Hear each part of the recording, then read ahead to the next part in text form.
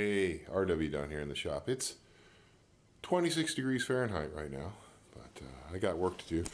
Got this piece of Paducah in yesterday. Didn't have a chance to work with it. My kid's homesick, of course. Aren't they always? So, yeah, this is what UPS does to my wood, man. I always get annoyed by that. I mean, you got a perfectly good chunk of wood, and now what do you got? You got a whole area that you can't use. You just lost 2-3 inches of wood in terms of full width. I know this is still good stuff, but it's kind of a pisser when you spend like 60-70 bucks for a piece of wood and you know, it shows up damaged because the guys that ship it just think one layer of cardboard will be fine for this 40-pound chunk of Paducah. Yeah, Paducah's pretty awesome. I love Paducah. This is going to be used for making target grips and Christmas gifts and shell preppers. And I like this stripy area right in here a lot. So my grip sections for my grips will be taken out of this zone over here, which leaves me all of this for shell preppers. And it's 7 inches wide, and I only need like 2 and something for a width of a shell prepper. So I'll be in good shape, but I'm still trying to decide how I want to do it, because this way is almost the right width for a shell prepper. I can go slightly under 2 inches if I want to, but usually I try to go 2 1/8 on the width of a shell prepper. But this is like almost 2, it's like 1 15/16. And what I'm thinking is if I rip this way and take slices, then I can put my shell peppers together this way. The other option, I'll grab a couple of razor blades here, is to see, oh my gosh, my fingers aren't going to work with these gloves. Okay, a couple of razor blades here, my highly organized shop, and I just want to see that once, if I were to slice this the other way, how much room do I have? How much meat can I lose? Well, I'd be in good shape going either way with it, by the looks of it. So, one option would be to just slice like 2 and something off of this, and then split it this way. The other option is to just take one slice off of it, and then I'd have that much more material for later. So, I really don't know. I guess I'll just have a look at it first and see. I always start by truing up the board. That'll really reduce the width of it some too, because inevitably the boards have some cup or wane or warp to them. So as I run them through the saw, they're going to get narrower, of course. I'm going to take those big knobby saw marks off each side, get it straightened up, trued up, and then I'll know what I want to do. So I'll start off with the basics. Yeah, I'm not going to bore you guys with a ton of woodwork, but I will show you a little bit here and there. Just some things that you may not have thought about if you're a woodworker, just little tips and tricks, stuff like that. Okay guys, just gonna show you how you would true up a really long board. This board is actually very straight on one side. It's pretty decent. You could probably just run it against the table saw fence and get away with getting a fairly straight piece. What I like to use is I have a German crafted BMI 6-foot level that I used to use when I was setting marble and doors and stuff like that, and it's a nice straight edge. What I do is I lay that against the board where the curve is this way, if there is any. You don't want to lay it against a bump where the board can rock. You want both ends of the board to register against your straight edge, regardless of what you use. Could just be a piece of angle iron. Okay, you get it up against your blade, okay, and you lift your board out of there. This thing is heavy as hell. Oh. Now I look at my dial over here, my gauge, and I come over. I'm going to come over a good 1/16, and hopefully that'll be enough to clean it up. And then I turn on my dust collector, make sure my gate's open to my saw.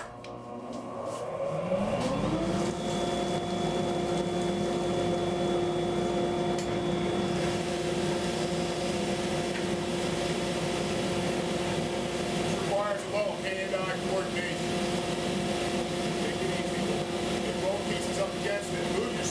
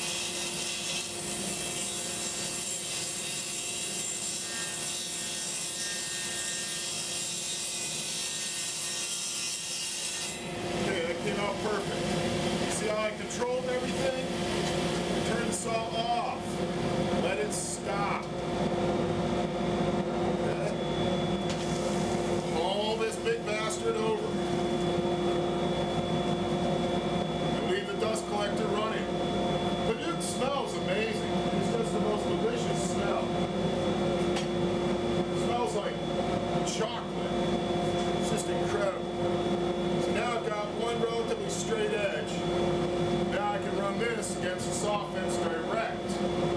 What I do is, once again, I'll eyeball it for the skinniest section, push it over to the skinniest section, get an idea of what I got. Then I'll come over. Gotta remember that number though. Remember that number. That's 7 1/4 height. So I'll set the saw on 7 3/16. See how that works out for me. Try and save as much of this wonderful piece of wood as I can. Okay? Fire it through the saw.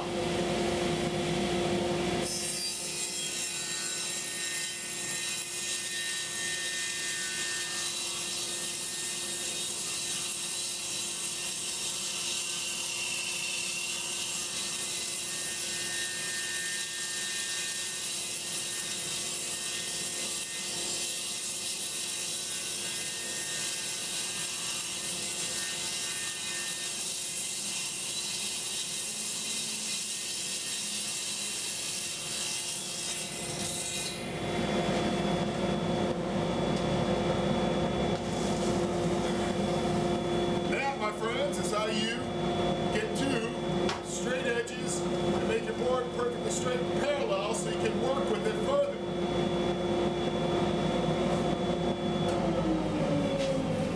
Now I just need to decide how I want to slice and dice it to get the best use out of it.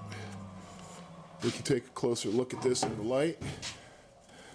I think this side is just gorgeous. We got a little bit of spalting or something, pith wood, spalting, something.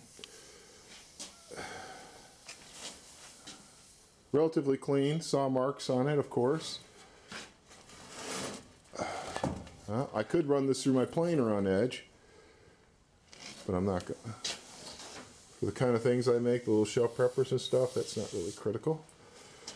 So this is probably the side that's going to turn into shell prepper material, and I think I'm just going to slice off 1 1/8 off of that, because that's what I've been using on my shell preppers. About 1 1/8 inches thick, around in there. I can go lighter, but I don't really want to.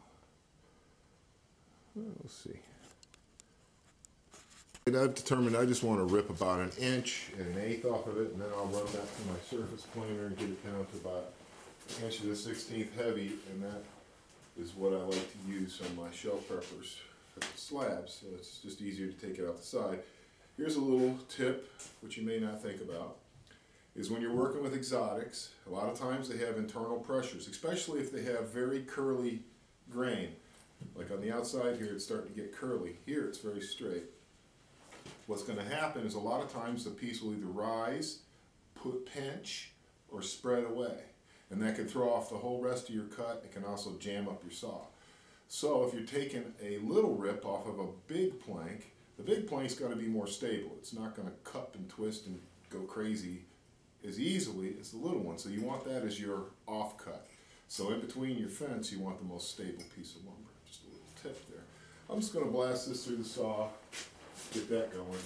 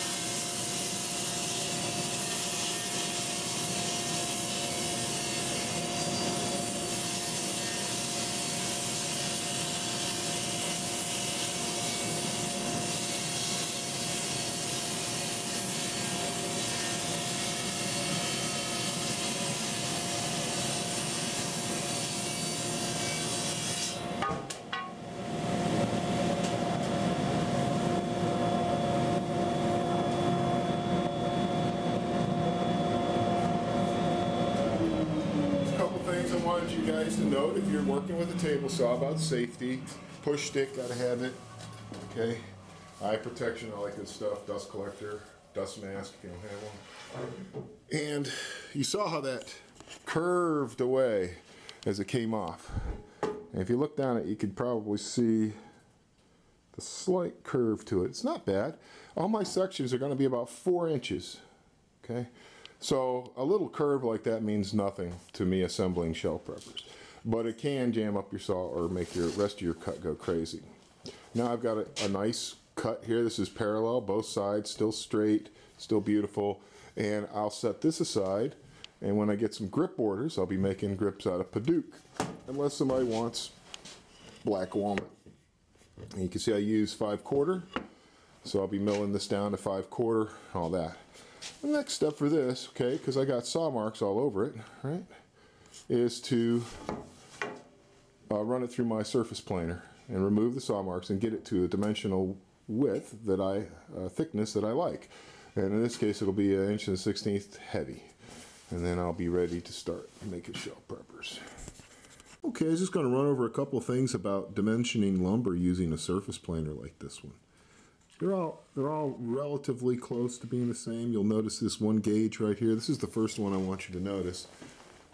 You get your head of this thing jacked up by cranking it until you can pass this through, and it makes the little needle rise to just above a 0. This being the 0 line. Okay, that'll be your first pass, just to make sure that you're not hogging off too much at once, which could hurt your machine and your lumber. Okay. Now the second thing I wanted to show you is that it has a crank handle, obviously, for raising the cutting head up and down. This one has 2 speeds. Dimensioning cuts, which are slower, finishing cuts, which are faster. You only switch it when it's running. It's got a relatively useful gauge, but you can't trust it. Okay, it's got a chip output, and this thing will sling chips. You've got to have some kind of dust collecting system to control the output on a tool like this. There's no way you could just run it, you know, against the back wall or something. This, as dusty and crusty as it is, works awesome. This is a Delta dust collector single bag unit. It's got a big flat bladed fan, blades like this that just push air, and what it does is it's like a vacuum with low suction, but it can move big volumes, so it's not for vacuuming the floor necessarily. You got gates so you can control all your things. This is essential. This is the Cyclone bucket. Okay, you can see you got like an elbow that makes the air swirl around in the drum. The big stuff falls right down there. You can see all that Padauk from my table saw. And the little stuff gets sucked into here and dropped into this bag. Without this, you'd fill that bag up instantly with big chips, and you'd be trying to move big chips longer distances and stuff. So it just works better that way. That's the rundown on planing. This is a loud and annoying machine. I don't think you need to see me actually running it. But what you do is you make your first pass at 0, and then you'll crank your head down about a half a turn and run it and flip it and run it. And then while the machine's running, go to your finishing cuts and go about a quarter, zzz, and a quarter, zzz. And if you've got everything set, if you've cut your lumber close to your size, you'll get close to your size. And speaking of getting close to your size, you've got to be able to measure your lumber. You're going to need a caliper of some sort. If you're trying to dimension it to a particular thickness like I am, 1.1. And pretty soon this lovely material here will be turning into a mess of shell preppers. Alright, yeah, there's some shop tips for you. Well, you really can't be talking about how to dimension lumber in a wood job without talking about a miter saw. In this case, this is a sliding compound miter saw. And the most important thing about a miter saw, in my opinion, is maintaining it and making sure that your fence is set up correctly and that it's in alignment to your blade in a way that indexes correctly with your table. So I'm just going to give you a real quick overview of how to do that. You'll notice that these fences, I've made these out of some very thick countertop material, are held down with bolts. And that's to allow a very small amount of adjustment. And once you get it set, it should stay, unless you've made your fence out of wood or something and it started to warp or cup. But just for the purposes of routine maintenance, a lot of times I will take everything apart and re-zero everything just to make sure everything's still right. So since I was in the process of that, I thought I'd just show you real quick how to tune your miter saw by ear, virtually. Sort of. You have to use your eyes too, but you can use your ears. I'm messing around right now with a little stupid flexible tripod trying to show you what I'm doing. First thing you need is you need a real precision measuring tool like a Starrett combination square or a good square that you know is really square, because a lot of squares are not square. You'd be surprised. So if you have a square, you know it's square, you can use it. And the easiest way, you know, when you just get up to the saw would be to test it like this, and I'll show you what I mean by ear. When you slide it along, you're going to touch it to the tooth. So you just touch the tooth. Not the metal of the blade, but the tooth. Hear that sound? You want the blade to pass by it. Hear that? Now, because this is a sliding compound saw, I can come out 12 inches, which is awesome. So now I can really check my angle and make sure it's right. I'm a little bit off, see? Because I'm still in the process of adjusting this. But I'm very close. That just brushes it, and that's missing it. Okay, so now what I want to do, okay, to get this perfectly dialed in, just use a socket wrench, or if you get a tool that comes with your saw, that's awesome. And I just loosen the nuts a little bit.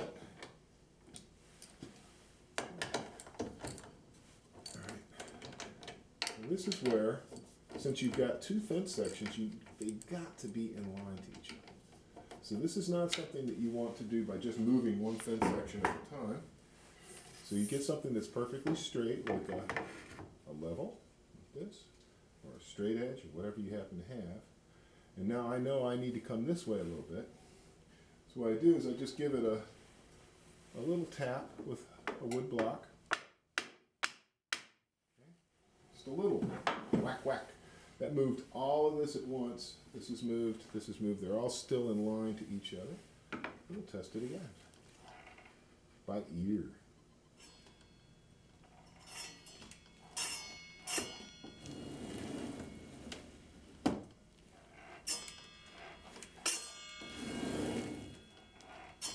So you see that's perfectly lined up now. Both of my fences are in line to each other. Okay. That's what I mean by using a straight piece to make sure your two fence sections are in line. Right. Let's see if I can get this thing to work right without tipping over. Ooh, this thing scares me. Don't want to break my new camera. All right, so now this is when you carefully just tighten everything back up again. You don't want to disturb anything. You don't want to bump into anything. Now this is assuming, of course, that you've got your blade already indexed to the table and locked down. What I mean by that is there's a detent ball in here, and when I go back and forth it goes zook, dook, dook, and I lock it down. Okay, indicator gauge. All right, so let's test it again now that everything's tight, and I'm not holding my square against the level, I'm holding it above it, and I'm holding it flat against my fence. So it's very important, obviously, that your fence be made of some extremely straight, stable material, like this thick countertop material. I just brush the saw blade against that, come all the way out. Okay, we got it, we're dialed in, we're dead 90. All right, and that is how you can dial in your compound miter saw, or any miter saw, by ear. Okay, so now we got all this stuff is perfectly dialed in, and I want to show you just one last little thing, because we're chowdering along here making some parts. We got a dimension lumber. Okay, so hang in there. All right, trusty Starrett blade in hand here. So you take that out of your combo square, so you can slide it along your fence, right? You have your saw locked down. Almost every saw I've ever seen has some way of locking it down, right? And you just push it right up against till it touches the tooth of the blade, and that's going to show you where you want to be. So in this case, I have to have a finer gradient. I need to be at 4 1/16. And what I do is I lay a perfectly squared off piece of material, in this case just a scrap piece of acrylic. You see how that's laying right on the blade at 4 1/16. And I clamp it off. And with things like this where I'm going to be doing multiple cuts and banging against it, I'll either use like a Jorgensen clamp that I can screw down, or I will double clamp it. Now, what that little gap has provided for me is a place for sawdust chips and stuff to escape underneath. That's always important with your fence, to have some sort of like a little notch. I have a tiny little notch that you can barely see. Just lets little fine dust get up under it so that you're not being pushed away from your measuring devices. Now what this is going to let me do, okay, I'll show you this real quick, is I'm going to be able to chop away here on my plank that I've been gnawing on all morning. And we can run a dust collector on this, but I'll just show you my setup first. Okay, you can see I got a big knobby screwed up thing thanks to UPS dropping my $70 piece of wood on the ground a bunch of times. So I can't really make use of that. It's going to screw me up. Let's eliminate it. Now I've already run my piece through the saw, so I know it's parallel. I know that it's true. So it goes right up against the fence, no problem. And what I do is I come over here with this, like, just to get this little piece off. Now I'm not close to the blade at all, as you can see, and I'm an experienced woodworker, so this doesn't scare me, but you can also use a push stick. Okay? And what I want to do is I want to get past that nasty chip, and I want to hold this piece so it doesn't jump around. Oh, I gotta plug in. Like a good man, I had all my tools unplugged while I was working them. You don't want to chop your fingers off setting up your saw fence. So, guess we'll do another take of this shit, huh? All right. Maybe not. Okay. I think you got a pretty good shot of what's happening here. Let's zoom in for the drama of it all. Let's zoom in on the doodling of it all. There it is, man. Okay. Just so I'm not yelled at by all the woodworkers on YouTube, I'm actually going to use a saw fence. My saw aid here, my little push stick, which I've made. I'll hold that down. This is up against the fence. That's that way. I wait till the blade stops. Then I lift it up. Okay? That way you don't have any problems with kickback or anything like that. At this point, I should have a dead 90 end on this. So what do? I take my combo, put it back together, and I quickly check my square. Make sure I is square. Can you see it? Can you see that I is square? How's y'all? I'm gonna be like Blowzell. All right. No big deal, guys. We're just cutting wood. But I've squared off my end, and I've got myself set up to the exact distance I need. Now my brain can go into a different mode. The brain can go into keep your fingers out of the saw mode instead of, how long should this be mode. I already know. I got that covered. What I gotta do is push this piece right up against here and slambaciously saw away at all my chunks and make up a mess of chunks. And as you saw, each time I hold the piece down, it's gonna be small and jump around. Let the saw stop. Then I remove my piece. That is the safe way to do it, man, because this thing will mess you up, man. Take your finger right off. How about a little super macro of Padauk chips coming up from the bit, man? That could be fun to watch. Let's do it.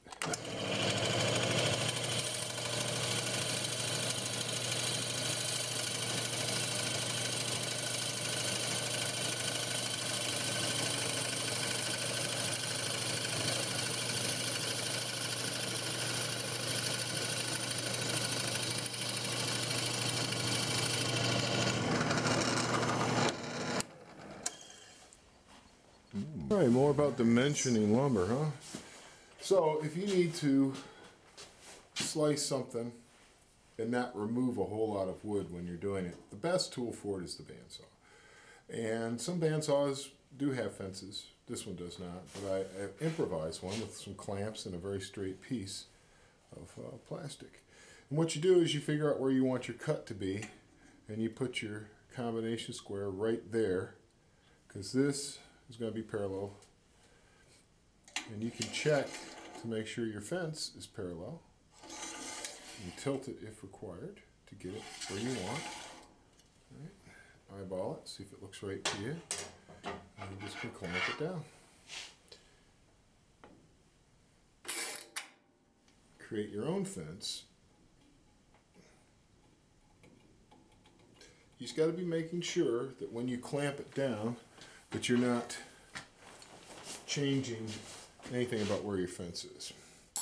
That's really the only important thing about this, right? So you check it again after you tighten it. You go to your center, see if your center's still in the same place. Check each end. Now you're ready to carefully manipulate a piece of wood through the bandsaw.